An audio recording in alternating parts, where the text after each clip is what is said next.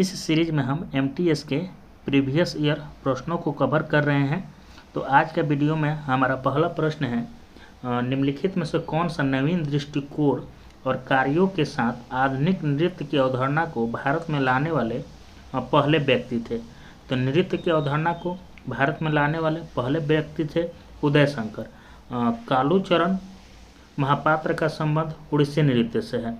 कालूचरण महापात्र का संबंध उड़ीसी नृत्य से। अगले प्रश्न की तरफ बढ़ते हैं। अगला प्रश्न है, प्रश्न संख्या 2 है। प्रश्न संख्या 2 है कि भारतीय संविधान के अनुसार वर्ष में कम उम्र के किसी भी बच्चों को कारखाने या खदान में काम करने के लिए किसी अन्य खतरनाक रोजगार नहीं लगाया जाएगा। तो कितने उम्र के कम के बच्चों को कारखाने या खदान में खतरनाक रोजगार में नहीं लगाया जा सकता है? तो ये होता है 14 वर्ष से कम उम्र के बच्चों को किसी भी खदान में खतरनाक रोजगार में नहीं लगाया जा सकता है। अनुच्छेद 23 और 24 में शोषण के विरुद्ध अधिकार है, इसी में ये दिया हुआ है। 23 से 24 में शोषण के विरुद्ध अधिकार है। अगले प्रश्न की तरफ बढ़ते हैं। अगला प्रश्न है, प्रश्न संख्या 3 है कि राष्ट्रीय नृत्य शिरोमणि पुरस्कार 2022 किसे सम्मानित किया गया है? राष्ट्रीय नृत्य शिरोमणि पुरस्कार 2022 किसको दिया गया है? तो ये दिया गया है अर्पणा सतीशन। अर्पणा सतीशन को राष्ट्रीय नृत्य शिरोमणि पुरस्कार 2022 दिया गया है। चलिए दोस्तों अगले प्रश्न की तरफ बढ़ते हैं। अगला प्रश्न है, प्रश्न संख्या 4 है कि मनुष्य निम्नलिखित में से किस वर्गीकरण के अंतर्गत नहीं आता है? तो मनुष्य इनमें से किस वर्गीकरण के अंतर्गत नहीं आता है? तो पेरिफेरा के अंतर्गत मनुष्य नहीं आता है। पेरिफेरा के अंतर्गत सारे जलीय जीव आते हैं। अगले प्रश्न की तरफ बढ़ते हैं। अगला प्रश्न है, प्रश्न संख्या 5 है, भोपाल की बेगमों में 20वीं सदी के शुरुआत में लड़कियों के लिए एक प्राथमिक विद्यालय की स्थापना की गई थी। तो कहाँ प्राथमिक विद्यालय की स्थापना की गई थी लड़कियों के लिए? तो अलीगढ़ में प्राथमिक विद्यालय की स्थापना किया गया था। अगले प्रश्न की तरफ बढ़ते हैं। प्रश्न संख्या 6 है, डैश असम का एक लोकप्रिय खेल है और गेंद से खेली जाने वाली कबड्डी से मिलता जुलता है। तो इसमें कौन सा एक लोकप्रिय खेल है जो असम में खेला जाता है जो कबड्डी से मिलता जुलता है? तो धोप खेल जो है असम का एक लोकप्रिय खेल है जो कबड्डी से मिलता जुलता है। पूछेगा बिहू कहाँ का है? तो ये भी असम का है। अगले प्रश्न की तरफ बढ़ते हैं। अगला प्रश्न है, प्रश्न संख्या 7 है, निम्नलिखित में से किस भौतिक राशि की ऐसी इकाई जो कार्य किया है? तो कार्य का हो जाता है ऊर्जा। बल का पूछेगा तो इसका होता है न्यूटन। शक्ति का पूछेगा इसका होता है वाट। और दबाव का पूछेगा तो इसका होता है पास्कल। अगले प्रश्न की तरफ बढ़ते हैं। प्रश्न संख्या 8 है कि ओणम प्रतिवर्ष मनाए जाने वाला हिंदू त्यौहार है जिसकी उत्पत्ति भारत के किस राज्य से हुई है? तो ये हुआ है केरल से। ओणम कहाँ मनाया जाता है? तो केरल में मनाया जाता है। मिजोरम में होता है चाप चारकूट। मिजोरम में मनाया जाता है चाप चारकूट। अगले प्रश्न की तरफ बढ़ते हैं। अगला प्रश्न है, प्रश्न संख्या 9 है कि प्रतिवर्ष अपकर्ष कारक जनसंख्या के किस घटक से जुड़े हैं? अपकर्ष कारक जनसंख्या के किस घटक से जुड़े हैं? तो प्रवास से जुड़े हैं। प्रतिकर्ष और अपकर्ष कारक जनसंख्या के किस घटक से जुड़े हैं? तो प्रवास से जुड़े हैं। जन्म दर क्या होता है? तो प्रति 1000 पर कितने बच्चों ने जन्म लिया उसको जन्म दर कहते हैं। मृत्यु दर होता है प्रति 1000 व्यक्तियों पर कितने व्यक्तियों की मृत्यु हुई उसको हम लोग मृत्यु दर कहते हैं। अगले प्रश्न की तरफ। प्रश्न संख्या 10 है, निम्नलिखित में से कौन सा हवाई अड्डा अमृतसर में स्थित है? तो इसमें से कौन सा हवाई अड्डा अमृतसर में स्थित है?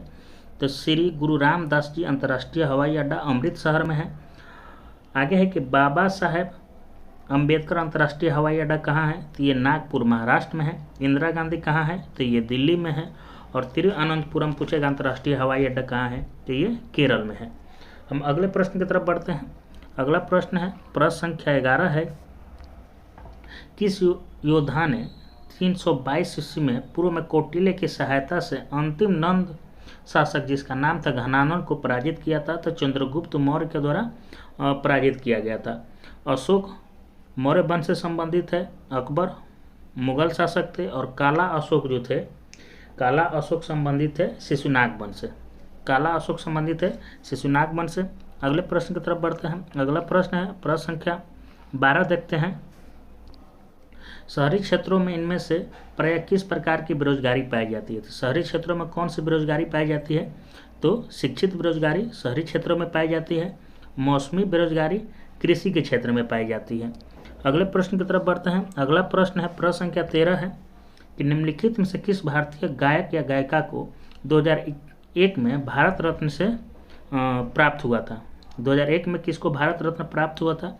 तो लता मंगेशकर को भारत रत्न 2001 में प्राप्त हुआ था और इनका निधन 2022 में इनका निधन हो गया और 1999 में इनको पद्म विभूषण से सम्मानित किया गया था। अगले प्रश्न की तरफ बढ़ते हैं। अगला प्रश्न है प्रश्न संख्या 14 है कि 2022 में विधानसभा चुनाव में आदित्यनाथ योगी जी किस निर्वाचन क्षेत्र से जीते हैं? तो ये गोरखपुर शहर क्षेत्र से जीते हैं। ये उत्तर प्रदेश के दूसरी बार मुख्यमंत्री पद के लिए चुने गए हैं। अगले प्रश्न की तरफ बढ़ते हैं। अगला प्रश्न है 15 कि कोरियोलिस बल किसके कारण होता है? कोरियोलिस बल जो होता है किसके कारण होता है? तो पृथ्वी के घूर्णन के कारण कोरियोलिस बल होता है। अगले प्रश्न की तरफ बढ़ते हैं। अगला प्रश्न है प्रश्न संख्या 16 है कि ट्रांसजेंडर समुदाय और भीख मांगने वाले लोगों के कल्याण और पुनर्वास के लिए फरवरी 2022 में कौन सी योजना शुरू की गई थी? तो ये स्माइल योजना शुरू की गई थी हमारे गृह मंत्री अमित शाह जी के द्वारा। अगले प्रश्न की तरफ बढ़ते हैं। अगला प्रश्न है कि सेम की वार्षिक आय 9 लाख है और भारत के कौन से टैक्स स्लैब में उस पर लागू होता है? तो भारत के किस टैक्स स्लैब में आते हैं? तो 15% के टैक्स स्लैब में आते हैं। 3 लाख से 6 लाख तक का है 5% लगता है और 6 लाख से 9 लाख के लिए टैक्स लगता है 10%, 12 लाख से 15 लाख के बीच लगता है 20% और 15 लाख से ऊपर के लिए लगता है 30% टैक्स लगता है। अगले प्रश्न 18 है 18वीं शताब्दी में अंग्रेजों ने मैसूर के शासकों के साथ कितने युद्ध लड़े थे? तो 4 युद्ध लड़े थे। प्रथम आंग्ल मैसूर युद्ध, द्वितीय आंग्ल मैसूर युद्ध, तृतीय आंग्ल मैसूर युद्ध और चतुर्थ आंग्ल मैसूर युद्ध। 4 युद्ध लड़ा गया था। अगले प्रश्न की तरफ बढ़ते हैं।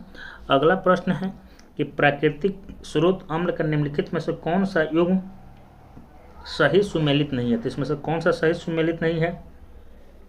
तो संतरा में साइट्रिक अम्ल होता है, सिरका में सिटिक अम्ल होता है और दही में लैक्टिक अम्ल होता है। और इमली में पूछेगा तो इसमें होता है टाटरिक अम्ल। इमली में होता है टाटरिक अम्ल, यानी ऑप्शन 4 सही हो जाएगा।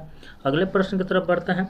अगला प्रश्न है प्रश्न संख्या 20 है कि रामभर स्तूप वो स्थान जहाँ भगवान बुद्ध का अंतिम संस्कार किया गया था भारत के किस राज्य में स्थित है? तो रामभर स्तूप भारत के किस राज्य में स्थित है? तो उत्तर प्रदेश में है। भगवान बुद्ध को ज्ञान की प्राप्ति हुई थी गया में और उनका जन्म हुआ था लुम्बिनी में। अगले प्रश्न की तरफ बढ़ते हैं। अगला प्रश्न है प्रश्न संख्या 21 है प्रसिद्ध उपन्यास जिसका नाम है द व्हाइट टाइगर किसके द्वारा लिखा गया है? तो ये लिखा गया है अरविंद अडिग। द व्हाइट टाइगर लिखा गया है अरविंद अडिग के द्वारा। अगले प्रश्न की तरफ बढ़ते हैं। अगला प्रश्न है 22 अदिति अशोक का संबंध किस खेल से संबंधित है? तो अदिति अशोक कौन सा खेल खेलती है? तो ये गोल्फ खेलती है। अगले प्रश्न की तरफ बढ़ते हैं। अगला प्रश्न है प्रश्न संख्या 23 है 2021 में जम्मू और कश्मीर से भारतीय वायुसेना की प्रथम महिला फाइटर पायलट कौन बनी? जम्मू और कश्मीर से भारतीय वायुसेना की प्रथम महिला फाइटर पायलट कौन बनी है? तो माम्बिया सूडान प्रथम महिला फाइटर पायलट बनी है। अगले प्रश्न की तरफ हम बढ़ते हैं। अगला प्रश्न है प्रश्न संख्या 24 से दिन का न्यूनतम तापमान कब रहता है? तो प्रातःकाल यानी सुबह को दिन का न्यूनतम तापमान रहता है। प्रश्न संख्या 25 देखते हैं। प्रश्न संख्या 25 है चंगेज खां के नेतृत्व में मंगोल ने किस वर्ष उत्तर पूर्वी ईरान में ट्रांसऑक्सियाना पर आक्रमण किया था? चंगेज खां के नेतृत्व में मंगोलों ने किस वर्ष में उत्तर पूर्व ईरान के ट्रांसऑक्सियाना पर आक्रमण किया था? तो 1219 ईस्वी में चंगेज खां के द्वारा आक्रमण किया गया था। इस वीडियो में बस इतना ही। मिलते हैं अगले वीडियो में। वीडियो देखने के लिए धन्यवाद।